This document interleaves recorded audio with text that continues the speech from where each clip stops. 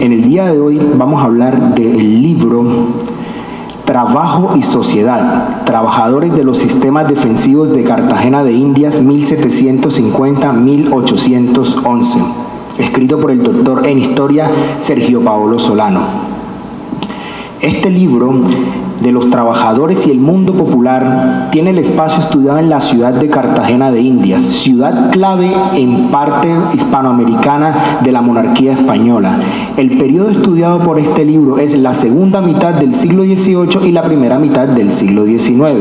El modelo que propone para el estudio del mundo popular integra las variables del trabajo, raza, género, condiciones sociojurídicas de los trabajadores, las condiciones y estilos de vida, además de las características de la unidad familiar predominante en la ciudad en esa época, la movilidad social y algunos elementos de la cultura política popular.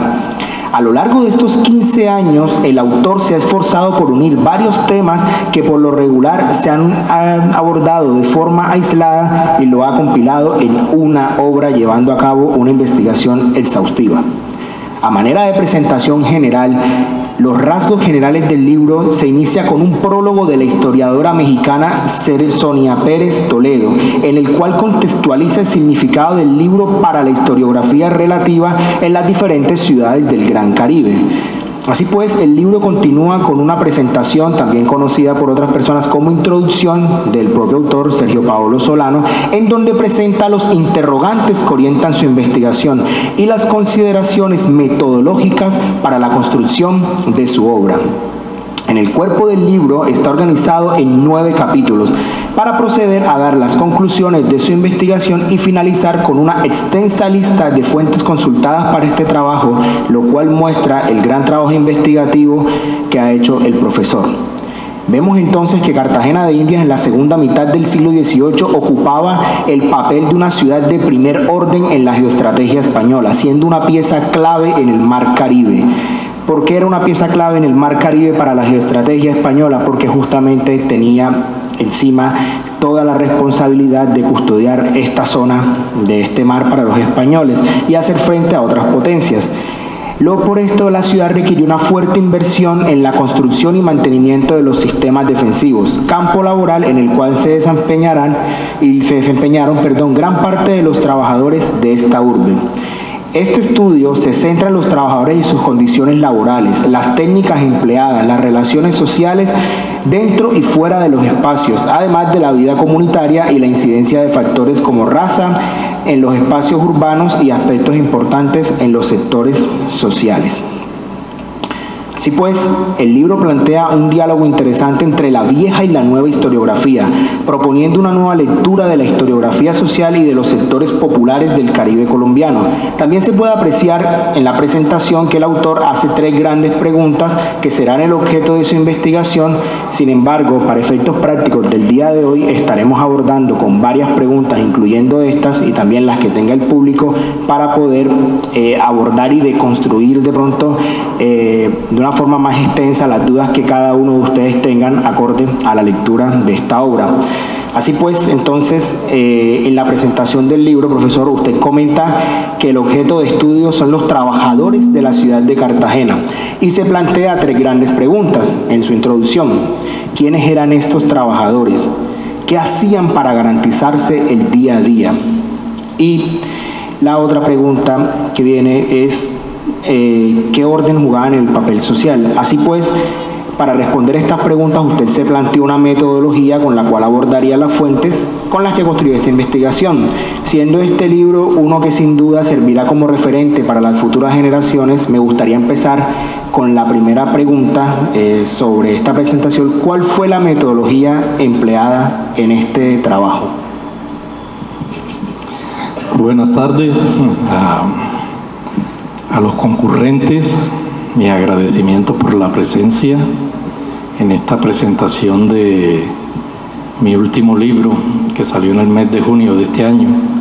Mis agradecimientos al Fondo de Cultura Económica, institución que a través de su librería Remedio La Bella en Cartagena y su directora, la historiadora y poeta Ana Victoria Padilla Onatra, y al igual que el Observatorio de Actividades Portuarias y Marítimas de Cartagena, dirigidos por la doctora Marlin Mardini, han hecho posible la organización de este conversatorio. Pues pregunta difícil de resolver. Voy a intentar ser lo más didáctico posible. En los últimos 30 años hemos asistido al descubrimiento del mundo popular en la historia de esta ciudad. Durante mucho tiempo la historiografía estuvo dominada por una interpretación que resaltaba el protagonismo de personas sobresalientes, personas prestantes, miembros de las élites, y todo el proceso de construcción del periodo colonial, todo el proceso de construcción de la independencia, como también de la república, siempre fue visto a través de estos personajes. No es una mirada equivocada, es una mirada limitada. Los personajes tienen un papel fundamental en la historia también, y la historia de las élites son necesarias. Así que no podemos de un solo plumazo borrar los aportes que se han venido haciendo. Sin embargo, en los últimos 30, 40 años descubrimos la importancia de estudiar el mundo popular, la gente común y corriente, su participación en la construcción de la ciudad. Eso empezó por el tema de la independencia. La independencia siempre fue vista como la obra de los mártires y de los personajes, y a la gente del común siempre se le vio como movilizada de manera irracional y movilizada, como dijo José Manuel Restrepo en su obra Historia de la Revolución de Colombia, que la escribió en 1827, movilizada por alcohol y por pasiones irracionales.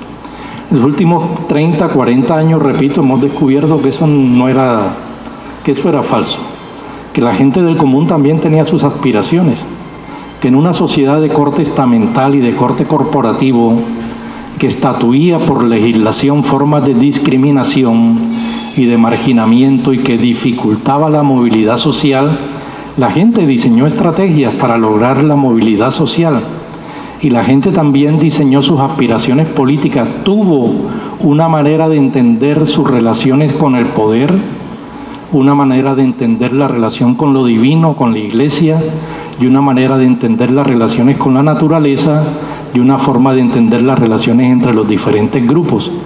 Y esas formas de entendimiento que no eran coherentes, que no son expresadas como lo hacen los intelectuales, sino que se expresan de manera fragmentaria, constituyen lo que hemos llamado una cultura política. La gente llega a la independencia con una cultura política. Y efectivamente, obras como la de Alfonso Mun era muy importante. Aline Hell, una historiadora suiza que también investigó mucho a Cartagena, Marit Salaz, una historiadora panameña que también investigó a Cartagena, Jorge Conde y otros autores, pues aportaron en ver cómo fue la participación de esta gente en el conflicto de la independencia. Pero se trató de una mirada en una época de conflictos sociales. Y en una época de conflicto la sociedad se polariza en grandes bandos. Entonces aparece por un lado el bando contrincante, que en este caso eran los que partidarios de permanecer bajo la férula de los españoles, y el otro bando formado por múltiples sectores sociales y raciales que se enfrentaron al anterior bando y que dio como resultado la independencia. Pues bien, en ese momento esas miradas historiográficas nos presentan el mundo de la gente común y corriente como un mundo homogéneo, un mundo formado por un solo bando. Pero ¿qué pasaba? Fue la pregunta que yo me hice. ¿Qué pasa cuando no estamos en grandes conflictos? ¿Qué sucede? ¿Qué sucede cuando la gente está en la vida cotidiana, que es donde transcurre la mayoría de la existencia de las personas, en el día a día gris, etcétera? Y me fui dando cuenta que esa homogeneidad que le otorgábamos a la gente del común en la época del conflicto, cuando pasábamos a la vida cotidiana, esa homogeneidad se fracciona. Y lo que aparecen es distintos sectores que están organizados y determinadas su posición en la sociedad por ocupaciones, calificación de mano de obra, condición racial, proyectos de vidas, condiciones de vida, etcétera, etcétera. Y eso fue lo que me interesó. Por eso, cuando el mejor laboratorio que encontré fue investigar el mundo de los trabajadores ligados al sistema de fortificaciones. ¿Por qué el sistema de fortificaciones? Porque casi siempre fue visto como algo nada más estudiado desde el punto de vista de la gran ingeniería. ¿Quiénes fueron los ingenieros? ¿Qué técnicas emplearon? ¿De qué escuelas de la ingeniería naval militar provenían? Etcétera. Pero ¿qué había detrás de eso? ¿Quiénes fueron los que, como dice Bertolt Brecht, historia de un obrero que pregunta, ¿quiénes levantaron, quiénes echaron las piedras en los hombros, quiénes la tallaron, quiénes hicieron las argamasas, quiénes traían las maderas, quiénes hacían los trabajos de herrería, quiénes hacían las tejas, quiénes hacían los ladrillos? Era una pregunta que estaba sin resolver. Y ese fue el trabajo al que yo me dediqué en los últimos 15 años, a comenzar a investigar a esta gente. Es un modelo de historia económica y social. Historia económica porque me interesa volver a una tradición de la gran historia, una tradición que liga las condiciones materiales de existencia de la gente con la cultura que la gente produce. ¿Por qué digo que hay que volver a eso? Porque en los últimos años estamos asistiendo a un divorcio. Hay un exceso, hay un énfasis culturalista, solamente interesado en estudiar a la gente del común desde el punto de vista de sus expresiones culturales, de las identidades que construyen en torno al tema de la raza, pero se olvidan que la gente también come, que la gente vive bajo un techo, que la gente trabaja y que esos factores también intervienen en las formas como la gente lee el orden social y cómo la gente entiende su ubicación en ese orden social. Entonces eso implicó ver las inversiones que hizo la corona en todo el sistema de fortificaciones, ver las inversiones que hizo la corona en el apostadero de la Marina, que estaba en la calle del Arsenal, que es la que le da el nombre a la calle del Arsenal, ver las inversiones que se hacían en la maestranza de artillería, que estaba aquí adelante en el cuartel de la artillería, ver a la gente común y corriente, ver a las mujeres en sus trabajos, porque la idea que teníamos, y me adelanto un poco quizás al tema, la idea que teníamos era que las mujeres siempre estaban recluidas en sus hogares, y no era tan cierto. Ver a los esclavos trabajando, tanto los esclavos de particulares como los esclavos del rey, a qué oficio se dedicaban, qué ganaban, qué se les daba, cómo sobrevivían, cómo era su salud. Me interesó todos esos factores y para poder hacer eso me tocó descomponer el mundo popular, verlo por sectores. E implicó hacer un ejercicio de historia económica, ver a la gente, ver el abasto de la ciudad para ver las tradiciones alimenticias, qué comía la gente, cuáles eran los alimentos predilectos, de dónde provenían estos alimentos, cómo se consumían, cómo se preparaban. Todos esos factores los fui abordando en esta parte dedicada a los temas de historia económica, los salarios, de acuerdo a las capacitaciones, cuánto ganaban, qué posibilidades les permitían sus ganancias, de acuerdo a las capacitaciones, ver la unidad familiar, cuál era el prototipo de familia que existía en esta ciudad, y de acuerdo a eso los ingresos, y de acuerdo a eso los consumos, ver la dieta calórica también. Muchos elementos de la historia económica combinado con la historia social.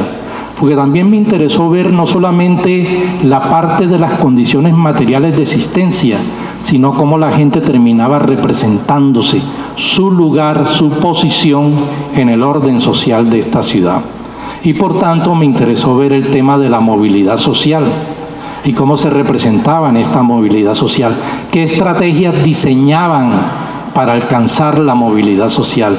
En resumida cuenta, es un modelo de historia económica y social a la usanza clásica que implicó técnicas de cuantificación, de realización de tablas, bases de datos, de nombres de trabajadores, oficios, días trabajados, cuántos ganaban. Un trabajo arduo, pero que de alguna manera me permitió reforzar lo que yo quería hacer, ver el mundo de esta ciudad no como un mundo homogéneo, no como un mundo en momentos de grandes conflictos, sino ver el mundo de esta ciudad, de la gente común y corriente en su vida cotidiana. Entonces el modelo es un modelo de historia económica y social que al mismo tiempo aborda muchos elementos de la cultura, de la vida material y de la cultura a nivel de las expresiones políticas. Fue el modelo que apliqué. Muchas gracias, profesor. Entonces, pasando pues al primer capítulo, hace alusión sobre la ciudad, sus habitantes y su sistema defensivo. Y justamente hablando de los habitantes de la ciudad, el cual...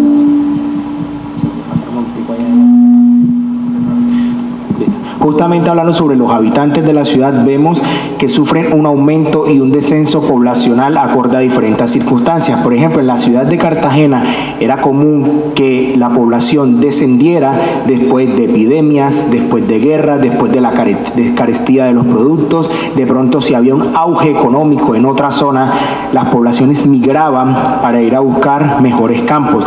Mientras que también, así como habían descensos, habían aumentos poblacionales como el que ocurrió después del ataque de vicealmirante Edward Vernon en 1741, que la corona invirtió en un proyecto de fortificaciones, lo cual le brindó una sensación de seguridad y confianza a la ciudad. Entonces las personas, al ver que se estaban realizando las obras, justamente se sentían seguras. Entonces mi pregunta iría justamente a ver esos descensos y esos aumentos poblacionales. ¿Qué fuentes empleó usted para la construcción de ese capítulo? Desafortunadamente de Cartagena solo conservamos el censo de 1777, de 4 de los 5 barrios. Del barrio Getsemaní, barrio La Merced, donde estamos, el barrio de San Sebastián y el barrio de Santo Toribio.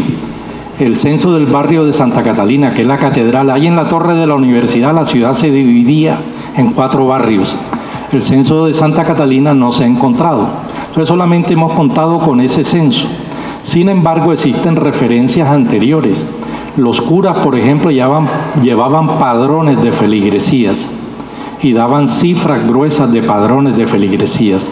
O algunas veces las autoridades de la ciudad hacían estimativos sobre cuántos habitantes habían en ella. Entonces, con base en el censo del 77 y algunos de los estimativos anteriores, y algunos informes que no dan cifras, que no son cuantitativos, sino cualitativos y que describen que la ciudad estaba en un periodo muy difícil antes del año de 1750, pude realizar contrastes entre cifras, números de habitantes y esas cosas, y pude determinar más o menos cuál era el comportamiento demográfico de la ciudad. Es un trabajo dispendioso porque no son cifras que las vas a encontrar de buenas a primera en la documentación, sino que tienes que ir como quien está armando un puzzle, un rompecabezas, fichita por fichita, para ir ensamblando más o menos toda la visión de la dinámica demográfica de la ciudad. Y después del censo del 77 hay un censo de artesanos de los 5 barrios del año de 1780 y tenían los listados de milicianos. Todas las personas comunes y corrientes civiles tenían que pertenecer a una milicia para defender a la ciudad, y estaban los nombres, las edades, las ocupaciones y la condición racial.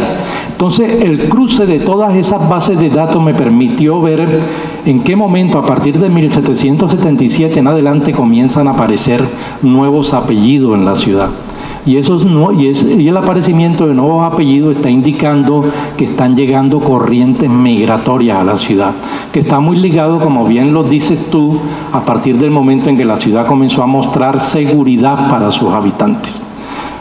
Hasta antes de 1750 la gente prefería irse de Cartagena por temor a los piratas o asaltos de potencias enemigas. A partir de 1750 en adelante, con la seguridad, comienzan a llegar corrientes migratorias. Bueno, buenas tardes a todos. Siguiendo el hilo conductor de este conversatorio, en el segundo capítulo usted dedica algunos apartados a las mujeres. Especialmente en el titulado Los trabajos de las mujeres libres, menciona la dificultad ante la ausencia de los registros de sus ocupaciones por parte de las autoridades eclesiásticas y ordinarias.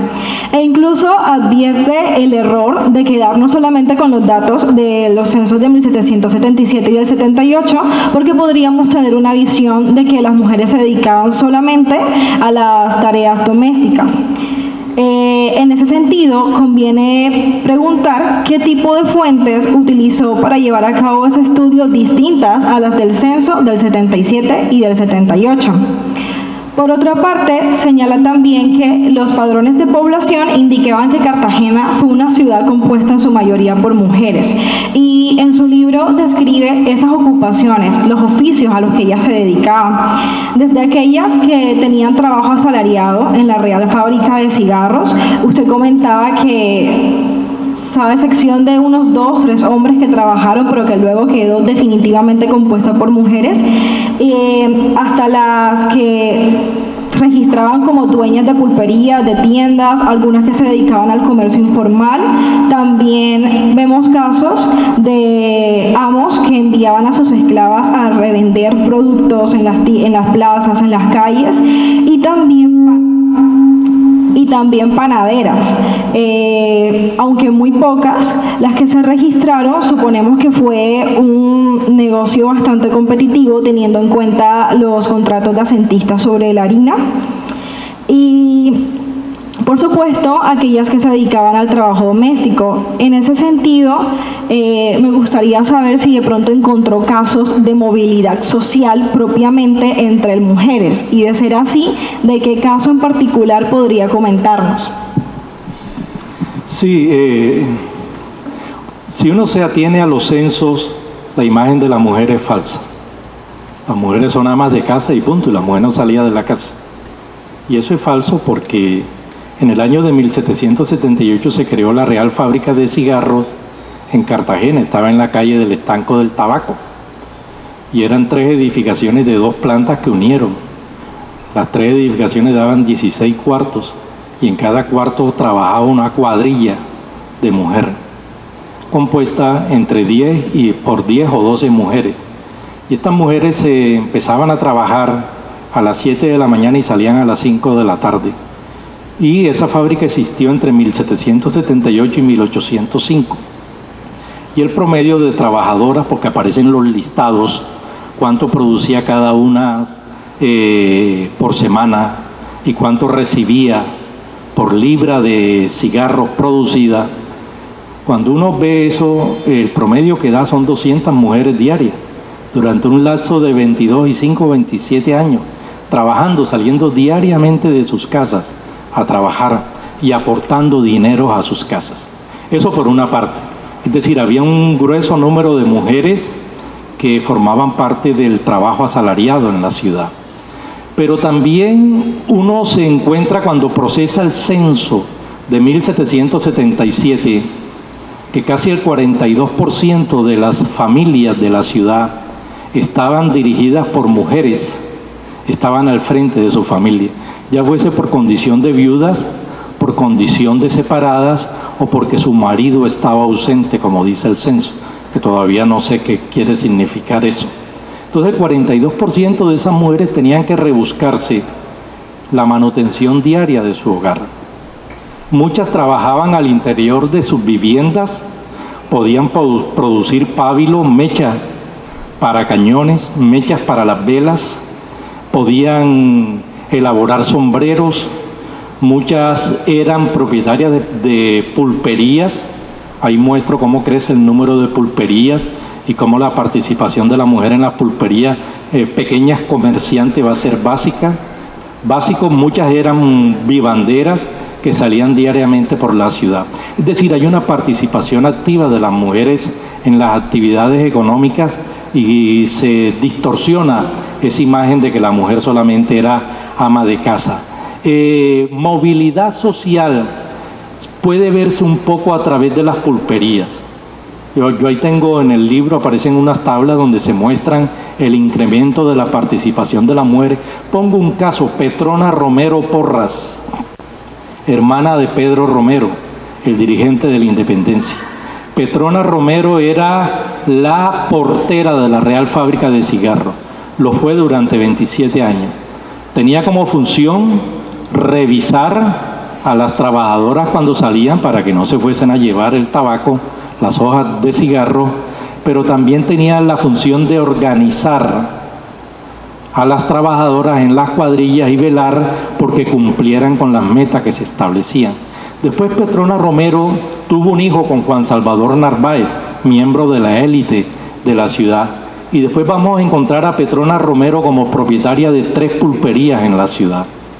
Y para el año de 1816, cuando ya los españoles han retornado y cuando Pedro Romero ya se ha ido y ya ha fallecido cerca de Haití y le han sido confiscados todos los bienes, Petrona Romero eleva una petición ante las autoridades militares de la ciudad con papeles, con documentos en mano, donde demuestra que parte del capital que movía Pedro Romero, que era muy importante, era propiedad de ella, y que por tanto en los bienes que se le confiscaron a Pedro Romero debían sacarse aparte lo que le correspondían a ella.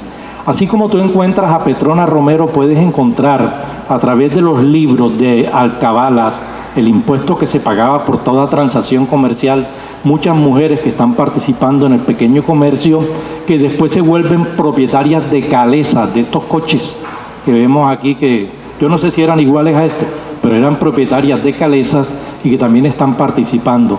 Muchas se vuelven proveedoras de alimentos, ventas de alimentos.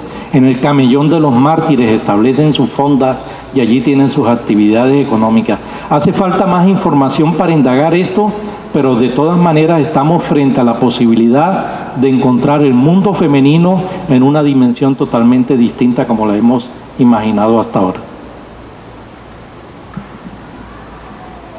Bueno, no, creo que todavía está lloviendo lo suficientemente fuerte, que cuando sea el momento de que si empieza a llover más fuerte corremos. Creo que podemos continuar aquí. Seguimos. Sí, yo creo que podemos continuar acá, si les parece bien. Entonces, abordando el tercer capítulo, pues bueno, profesor, usted a lo largo de los años habla de que el presupuesto se ajustaba. Evidentemente, cuando había mayor presupuesto, había mayor cantidad de trabajadores. Y también algo que se puede ver en el tercer capítulo de su libro es que los trabajadores en Cartagena muchas veces eran estacionales. Debido a que esta ciudad tenía tantas obras, no tenía las personas suficientes para trabajar en ellas. Entonces, ¿qué ocurría? Por ejemplo, hay un registro que usted menciona de 48 negros libres que vienen de Palenque a trabajar, o también que los tripulantes de embarcaciones, ustedes saben que Cartagena era un puerto muy importante, pues estos tripulantes cuando venían también trabajaban de forma estacional gracias a los oficios que tenían y se empleaban en la ciudad. Entonces, a su vez, se dice que justamente se tiene una idea errónea, producto de la historiografía que ha habido hasta ahora, y es que las personas cuando estaban trabajando, por ejemplo, en las fortificaciones, luego estaban condenadas a trabajar allí de por vida, cosa que realmente no es cierto. Era un trabajo en gran parte como cualquier otro. Usted lo dice en su libro, que es un trabajo que entraban en la mañana, salían en la tarde, tenían su pago, tenían todo. Entonces, justamente, pues la pregunta que surge de esto es ¿de dónde viene el ideal del que el trabajador que estaba en las fortificaciones estaba condenado a trabajar allí de por vida? Yo creo que se debe a una tradición política que se desdobla en una especie de interpretación historiográfica, que creo que es un problema grave que afronta la historiografía de esta ciudad. Hay mucha militancia en la investigación histórica. Yo no niego las implicaciones políticas de la investigación histórica.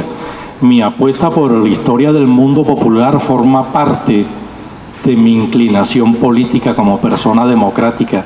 Me interesa esto, pero critico ese desdoblamiento. Gente que con precaria información y más por unas tradiciones políticas inmediatamente saca conclusiones muy a la ligera. Los ritmos de trabajo eran muy inestables. No es como hoy en día quien trabaja en una fábrica automatizada con mecanismos de movimientos continuos y con producciones estandarizadas a través de la ingeniería industrial que requieren una concentración permanente del trabajador. Todo el mundo tiene que dejar los problemas en la puerta cuando entra a trabajar y cuando sale toma sus problemas y se los lleva. Pero ningún patrono va a estar aceptando que haya un trabajador que se acueste a dormir, que esté descansando. En el mundo del antiguo régimen era totalmente distinto. La posibilidad del trabajo en las fortificaciones dependía de la existencia de las inversiones, del situado, que era el dinero que se recogía, los sobrantes de todas las cajas reales del nuevo reino de Granada y de la audiencia de Quito se traían hasta Cartagena y se invertían en las fortificaciones y se invertían en el apostadero de la Marina y en la Real Maestranza de Artillería. pero había momentos de dificultades económicas y eso implicaba que el ritmo de trabajo bajara. Cuando se estaban construyendo, pensemos en algo, en la escollera de la submarina de Boca Grande, 3.4 kilómetros, todavía se ve desde el aire la sombra de la escollera que separa lo que sería Punticaco con la isla de Tierra Bomba, que se construyó para impedir que los enemigos entraran por ahí, las armadas, las flotas de barco. Habían épocas de mar de leva, como se presenta todavía, en diciembre, enero, febrero, marzo, entonces el trabajo disminuía, porque era muy riesgoso trabajar bajo esas condiciones. O en periodos de alta lluviosidad, de ciclones, de los coletazos que asolaban el Caribe, que también llegaban hasta por acá, disminuía el ritmo de trabajo. Es decir, había tiempo muerto. Siempre recuerdo la canción de Cheo Feliciano que habla del tiempo muerto. Bueno, ahora mismo no recuerdo el nombre. Entonces, el trabajo tenía sus bemoles, no era un trabajo continuo que comenzara desde aquí y se mantuviera. El empleo de trabajadores dependía de las fases de la obra. Había que construir cimientos de las fortificaciones, esclavos y presos forzados. Se traían todos los presos del Nuevo Reino de Granada a trabajar aquí. Pero cuando ya había el trabajo más especializado que requería conocimiento, eran los artesanos quienes entraban en las labores. Entonces, había escasez de mano de obra, sí.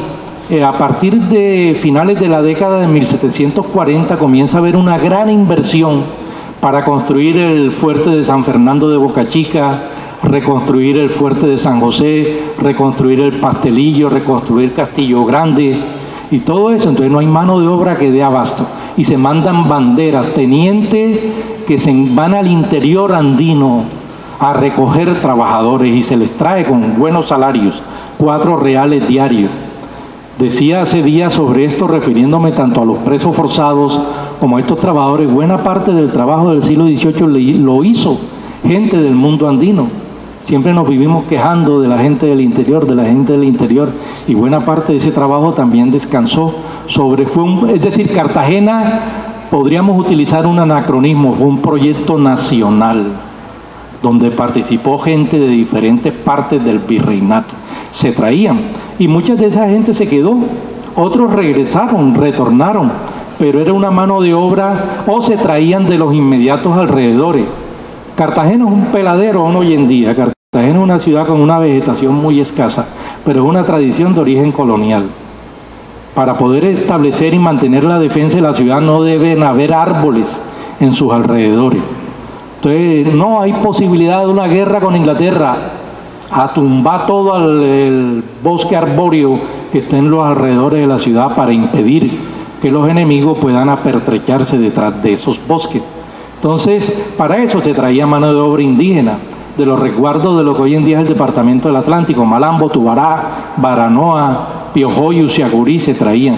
O se traían negros, mano de obra libre, negros de Palenque, se traían también a trabajar. Es decir, en la construcción del sistema de fortificaciones, cuando uno hila delgado, se va dando cuenta que están participando muchos grupos sociales, que el mundo del trabajo ligado a la ciudad es un mundo de trabajo muy diverso, 1 y 2, que lo que los guías de turismo nos dicen, no, que las murallas fueron hechas con sangre y sudor de los esclavos. Eso es falso. Al menos en la segunda mitad del siglo XVIII hay un enorme predominio del trabajo libre y hay una tendencia decreciente de los esclavos del rey. Se van reduciendo cada vez más y más, se compraban para trabajar en las fortificaciones y el trabajo libre se está disparando. En otros términos, Cartagena fue el epicentro más grande de todo el Nuevo Reino de Granada, donde el trabajo asalariado tenía la mayor cobertura de todo el Nuevo Reino de Granada, y el empleo de tecnología y todo eso era la ciudad que más sobresalía por esos factores. Vale, muchas gracias. Al estudiar en el capítulo 5 la dieta calórica de las familias cartageneras, señala que la proteína básica de la mayoría se componía de carne de res, de cerdo fresco y tasajo, pescados y mariscos. Sin embargo, también resalta el hecho de que la mayoría de los cronistas no hayan registrado el consumo de alimentos provenientes del mar, como pescados, tortugas, moluscos y crustáceos, siendo alimentos que se podían obtener del medio natural, y muchas familias podían vivir de sus frutos mediante la pesca. Claro está, previo a ello, el sustrato de lo de la economía de mercado, e incluso de los pescados ellos podían vender. ¿A qué crees que se debió esto? ¿Tendrá relación alguna con las restricciones sobre quienes tuvieran matrícula de mar para poder pescar? Eso teniendo en cuenta que no fue sino hasta 1810, donde la Junta de Gobierno reformó la Marina y le redujo privilegios, entre ellos el que solo se les permitía a los matriculados pescar en el mar y en los ríos, como bien lo mencionó más adelante en el capítulo 7.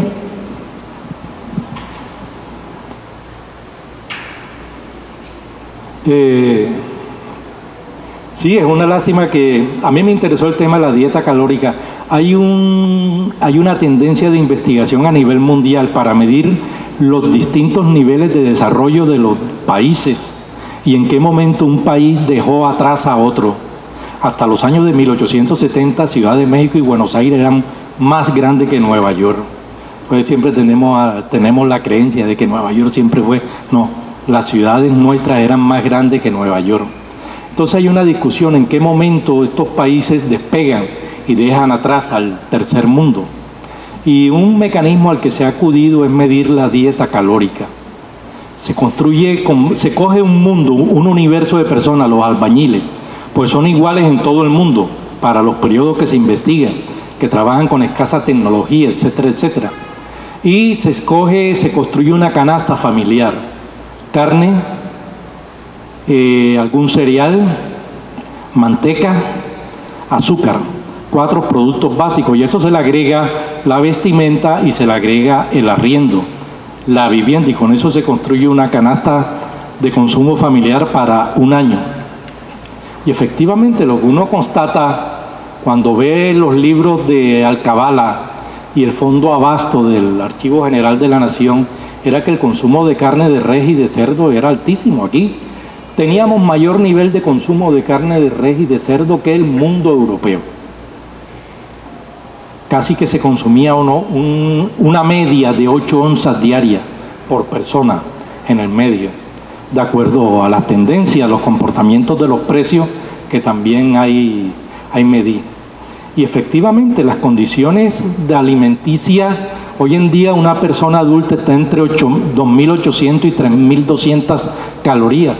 Pues bien, cuando uno toma los datos de la época, qué se le daba a un soldado, qué se le daba a un miliciano, qué se le daba a un marinero, y ve lo que se consume y establece eso como patrón de consumo general para el resto de la sociedad, uno encuentra que la dieta calórica nuestra estaba por encima de la dieta calórica de los europeos. Por tanto, que desde el punto de vista del estado de la salud, podían estar en mejores condiciones. Ahora bien, hay un factor que eso está transversalizado por un factor que afecta ese comportamiento, la estatura, la antropometría. Yo medí con base en información sobre milicianos, donde se registran las estaturas, y el promedio del hombre en Cartagena era 1.60 centímetros. Hoy en día estamos en un promedio de 1.72 centímetros.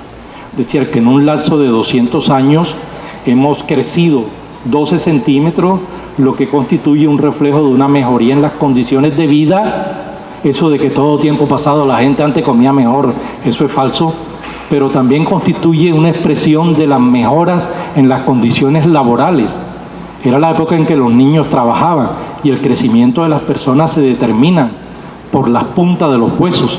Y si el trabajo es muy fuerte físicamente, se atrofia el crecimiento del hueso y por tanto puede existir una sociedad de personas con estaturas medias bajas. Hemos incrementado eso.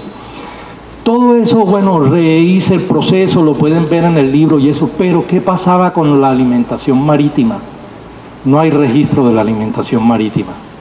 Ni en Abasto, ni en el Fondo Abasto, que me lo revisé todo, que son una cantidad de tomos de 1000 folios cada uno, ni en los libros de Alcabala. Solamente cuando se traía para Semana Santa bagre del bajo curso del río Magdalena es que se registra la entrada de bagre a la ciudad. Pero lo que se pescaba diariamente aquí en los alrededores y en la bahía no aparece registro alguno.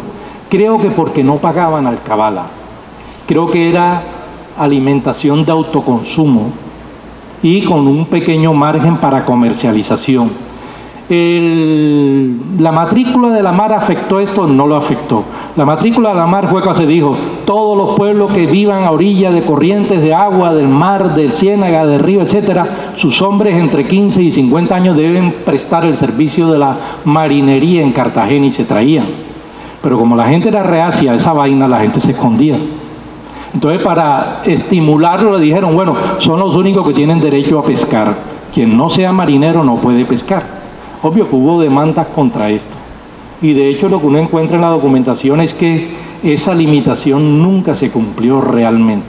La gente siguió pescando, pero vuelvo y repito, no existen registros. Entonces ahí la elaboración de la canasta familiar y de la dieta calórica de consumo falla en ese sentido, porque no tenemos un registro para eso. Bueno, profesor, se sabe también que Cartagena al principio estaba dividida por 4 barrios, el cual son La Merced, Santa Catalina, Santo Toribio y San Sebastián. Posteriormente nacería un 5.º barrio que era conocido como el Arrabal de Getsemaní, posteriormente el barrio de Getsemaní, pasando a integrar como el 5.º barrio de la ciudad. Entonces, en estos barrios habían viviendas de diferentes características. Habían viviendas de 1 planta, de 2 plantas, con talleres, con espacios para de pronto ubicar ahí una tienda de pulpería, ubicar algún negocio.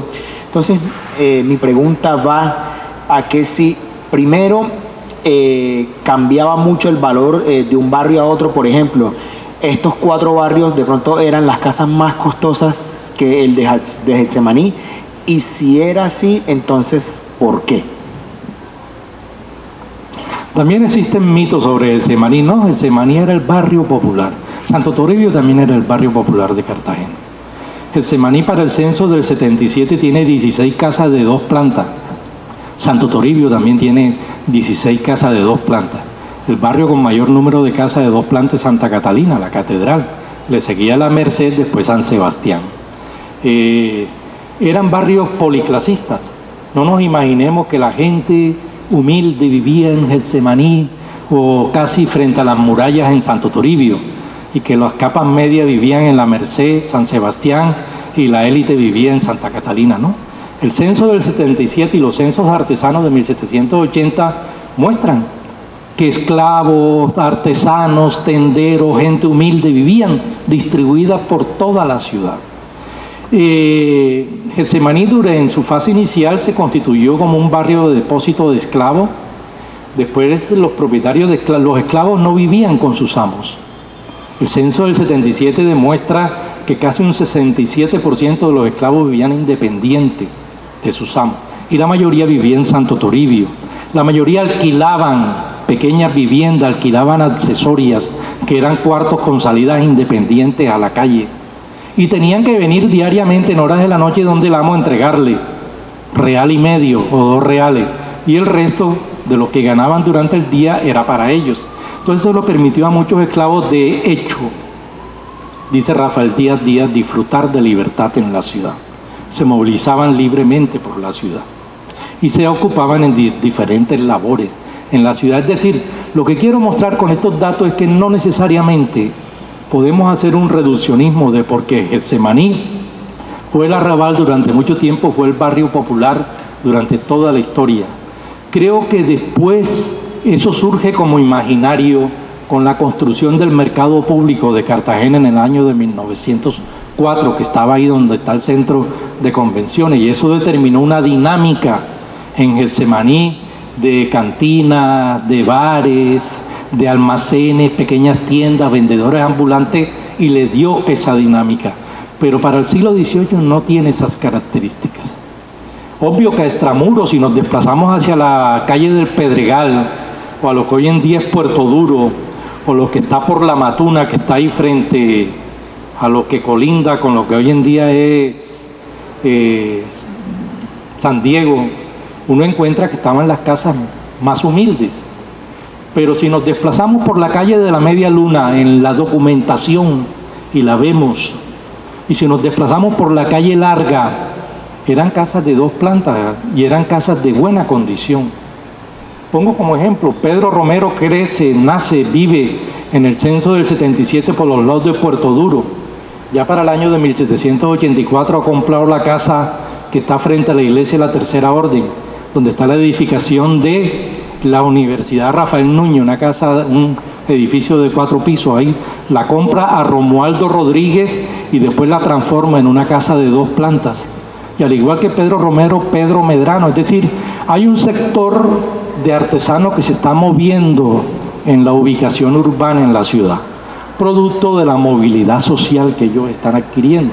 Yo creo que todo eso hay que tenerlo en cuenta al momento de definir el barrio, que no necesariamente, no, durante toda su historia ha sido el barrio popular, no. También Santo Toribio fue el barrio popular de la ciudad. Muchas gracias, profesor. En su libro apuesta por una nueva interpretación de los eventos de 1810 y de unos actores que se fueron fortaleciendo sin duda alguna a partir de la segunda mitad del siglo XVIII. ¿Cuáles son esos sectores y por qué son cruciales para entender los inicios de la época republicana? En particular, en la presentación del libro en la Biblioteca Bartolomé Calvo, mencionaba la participación de otros personajes de los sectores populares distintos a Pedro Romero. ¿Qué puede decirnos de ellos? Porque normalmente en el imaginario popular siempre nos ha quedado la idea de Pedro Romero. O sea, había más, pero de pronto que nos pueda contar un poco más sobre ellos y su participación. Sí, fueron muchos sectores. Se han formado unas capas medias, que es algo que también la historiografía ha olvidado. Por estar trabajando con las categorías aglutinantes de élite pueblo, élite sectores subordinados, hemos olvidado que existían capas medias. Y que esas capas medias, a las que estudio creo que en el capítulo 7 del libro, estaban formados por sectores blancos que se desempeñaban en cargos de menor cuantía en la burocracia de la época, por militares que tenían rango en la oficialidad blancos de menor cuantía, por pulperos blancos. El 29% de la población de la ciudad, según el censo del 77, eran blancos, y es algo que también hemos olvidado. Entonces muchos de estos blancos formaban parte de los sectores medios, pero también mucha gente de color que gracias al ejercicio de oficios y gracias a la capacitación de mano de obra lograron descollar. El Arsenal Apostadero de la Marina se crea en 1750, entre la calle del Arsenal, donde hoy en día creo que funciona el Consejo Municipal de la ciudad, todo lo que es el patio del centro de convenciones y parte de la calle larga. Allí estaban los almacenes del Apostadero Arsenal de la Marina, y diariamente había un promedio de casi 300 trabajadores que laboraban allí, reparando barcos, los carpinteros de Rivera, arreglando las junturas de los barcos, los calafates, los veleros, cosiendo, reparando velas, diseñando velas, herreros, hojalateros, albañiles, aserradores, casi 300 trabajadores diarios entre 1750 y el año de 1811, que es cuando termina mi investigación, que estaban allí y están los listados de pago, y uno vacía eso en Excel y después comienza a cruzar esa información y va encontrando que de acuerdo a las capacitaciones y a los ingresos, algunos de estos hombres que tenían buena capacitación laboral empiezan a formar parte de los sectores medios de la ciudad. Pedro Romero es el más sobresaliente. Cuando se va, tiene 34 propiedades raíces en la ciudad. Es propietario de un pequeño número de esclavos. Tiene un taller significativo, el taller más importante de la ciudad. Ha creado el primer almacén especializado de la ciudad. Creó una ferretería ahí en el Camellón de los Mártires. Y tenía tiendas y todo eso. Pero al igual que Pedro Romero, que tiene esos ingresos, estaba Pedro Medrano, también calafate del Apostadero de la Marina. Nicolás Delfín, calafate del Apostadero de la Marina. Manuel Céspedes, pintor contratista del Apostadero de la Marina. Cecilio Roja, también carpintero de Rivera del Apostadero de la Marina.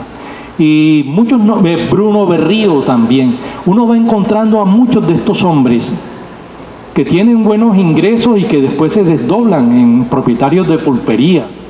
y después uno los va a encontrar. Desafortunadamente no hay libros de notaría en la ciudad, que impide que uno vea si hicieron compras de bienes raíces, pero en reemplazo están los libros de alcabala, porque si uno compraba un bien raíz tenía que pagar el impuesto de la alcabala, y uno va a encontrar esta gente también adquiriendo propiedades, y son ellos los que se colocan al frente del proceso de la movilización popular de Getsemaní. El 11 de noviembre de 1846, es decir, 35 años después de la declaración de la independencia absoluta, la Cámara de la provincia de Cartagena sacó una ordenanza conmemorando, dice la ordenanza, la participación de los obreros del arsenal, quienes con sus maestranzas, dice textualmente, la maestranza era un grupo de trabajadores que tenían varios oficios, que tenían que arreglar un barco, lo que sería una cuadrilla posteriormente, quienes con sus maestranzas se movilizaron para que se lograra la independencia absoluta de la ciudad. Es decir, hay unos indicios que permiten ver, primero, y algunos de estos que mencioné no eran de color, eran blancos. Nicolás Delfín era blanco, Ramón Viana era blanco, es decir, hay una especie de dirigencia popular polirracial en la movilización popular del 11 de noviembre de 1811, y va a encontrar esta gente formando parte de los sectores medios de la ciudad. Es decir, cuando uno habla de sectores populares, cuando uno va a Getsemaní ve un mural en la calle de la Sierpe, por donde quedaba la jabonería Lemaitre, que está el colega Alfonso Hoyo, que creció por esa zona, y ahí hay un mural de Pedro Romero, ¿no? Y es el imaginario hoy en día, pintado de una manera muy burda. Uno se imagina al Pedro Romero, yo entiendo el imaginario y la simbología, pero cuando uno ve al Pedro Romero de la época, era un hombre que tenía unos ingresos altísimos, 7,000 pesos anuales, ganaba más que el gobernador de la ciudad, porque en los contratos estaban y lo que él entregaba al apostadero y lo que el apostadero le iba pagando cada 3 meses, y uno suma eso y promedia y da un promedio durante 28 años de 7,000 pesos mensuales, y al igual otros. Entonces yo creo que es necesario volver, no para deslegitimar la interpretación muy certera sobre la movilización popular en esta ciudad, sino para tener una imagen mucho más rica sobre lo que fue ese proceso. Muchas gracias, profesor. Bueno, en el 9º capítulo usted muestra de lo que se le venía encima a Cartagena justamente en el siglo XIX, que desde sus inicios ya se podían ver parte de eso que le esperaba a la ciudad, con la escasez de alimentos, con la carestía, y justamente usted habla en su obra de un tema que le podría interesar a muchas personas, de hecho, a día de hoy, y es que estas personas tenían unas estrategias de subsistencia y de racionalización de la comida, o sea, básicamente con lo que se rebuscaban. Entonces eso venía y lo trataban de ahorrar. ¿Cómo se ahorraban la comida? ¿Qué técnicas tenían para, digamos, extender su subsistencia, de hacer rendir más el dinero que ganaba y que escaseaba en ese momento? Jodida esa pregunta, porque la verdad es que no tengo una respuesta exacta. Sí sé que la historia social viene investigando las estrategias familiares. Estrategias familiares es lo que hacían nuestras madres. Quienes venimos de hogares pobres sabemos que nuestras madres del diario sustento sacaban algo e iban reuniendo para comprarnos un pantalón, comprarnos un par de zapatos, para satisfacer alguna necesidad que teníamos nosotros en nuestra educación o como jóvenes.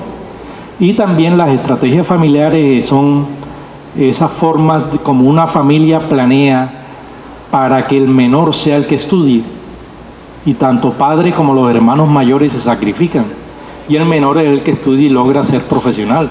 Fue muy común a lo largo del siglo XIX en la Universidad de Cartagena formación de médicos y abogados mediante estas 3 estrategias familiares que implicaban el logro de la movilidad social, el logro del reconocimiento y de la prestancia social. Sí sé, y fue un capítulo que se me quedó por fuera del libro porque ya estaba muy gordo, como lo pueden ver ahí, y ya me dijeron, no, ya no más capítulos, Yo tenía un capítulo sobre vida comunitaria, cómo la gente convive en el barrio y cómo es la ascendencia de la gente en el barrio. Por edad, eran unas sociedades, si podemos llamarlos, gerontocráticas, el poder de la edad, de los viejos sobre los jóvenes, el que poseía un taller, la ascendencia que ganaba en el barrio, porque las madres viudas o solteras podían entregarle a los hijos para que se los formara en el oficio. Somos, por las condiciones climáticas, unas culturas volcadas hacia las calles, ¿no? Y por eso nuestras casas tienen terrazas, no las del centro histórico, pero la mayoría de las casas en el Caribe colombiano las construimos con terrazas para poder tener acceso a las corrientes de aire. Y esas formas de vida comunitaria también implicaban solidaridad vecinal, que es algo que también olvidamos. Muchas veces las necesidades que padecía una familia podían ser solventadas por la familia vecina. Yo hasta cuando llegué a Crespo en el año 95, viví en la calle Segunda y todavía vi que las fiestas de Navidad y de fin de año en Crespo, los platos de comida pasaban de una casa para otra. Y el que hacía pastel, el que hacía el sancocho, eran esas formas eran todavía pervivencia de viejas tradiciones, de esas formas de solidaridad. Entonces, en la vida comunal, eso fue muy, muy, muy usual. Crespo ha cambiado, se ha llenado de edificios, llega gente que no es raizal, gente de otras partes del país y que no participan de estas formas y se van perdiendo estos lazos de vida comunitaria. Entonces, ese capítulo se me quedó por fuera, como también el estudio de las estrategias familiares para salir adelante, que fue el caso de Pedro Romero. Logró que su hijo Mauricio José Romero Domínguez estudiara en el colegio seminario, después lo mandó a Bogotá, en Bogotá se formó como abogado y bueno, firmó la Constitución colombiana de 1832. Al menor se le saca adelante, pero ya en cuanto a la estrategia de la cocina, de cómo la gente saca ya hasta allá, mi olfato, que mi nariz es grande y tiene buen olfato, mi olfato no llega como que a hurgar en ese mundo de la cocina, ¿no? Muchas gracias, profesor. Y bueno, dicho todo esto y haciendo este barrido por capítulo y dando todos estos aportes historiográficos que sin duda alguno servirá a las futuras generaciones para seguir investigando y aportando al mundo del trabajo, ¿cuáles creen que son las limitaciones de su trabajo? O en otras palabras, en estas investigaciones suelen salir más preguntas que respuestas. ¿Qué cree que haría falta abordar en una próxima oportunidad? Tendremos un artículo del capítulo que le quedó por incluir. Voy a ser inmodesto. Yo creo que he producido el libro de historia social más trascendental en la historia de esta ciudad en los últimos 30, 40 años. Es un libro con mucho rigor y con un trabajo de 15 años. Ya se pueden imaginar lo que implicó eso. El manejo de fuentes, Archivo General de la Nación, Archivo General de Indias, Archivo General de Simancas, Archivo de España, Archivo de la Marina Álvaro Bazán de España, Biblioteca Europeana, Biblioteca Digital Hispánica, es decir, un rastreo de información durante casi 12 años para poder construir esta obra y toda la lectura de la historiografía social europea y latinoamericana relacionada con el mundo del trabajo y de los trabajadores. Entonces yo creo que he producido un libro que tiene que pesar en la historiografía durante un buen tiempo. ¿Qué limitaciones le veo yo a mi libro? La ausencia del poder. Yo creo que como nada más me interesaba ver era el mundo popular y no las relaciones entre el mundo popular y la élite.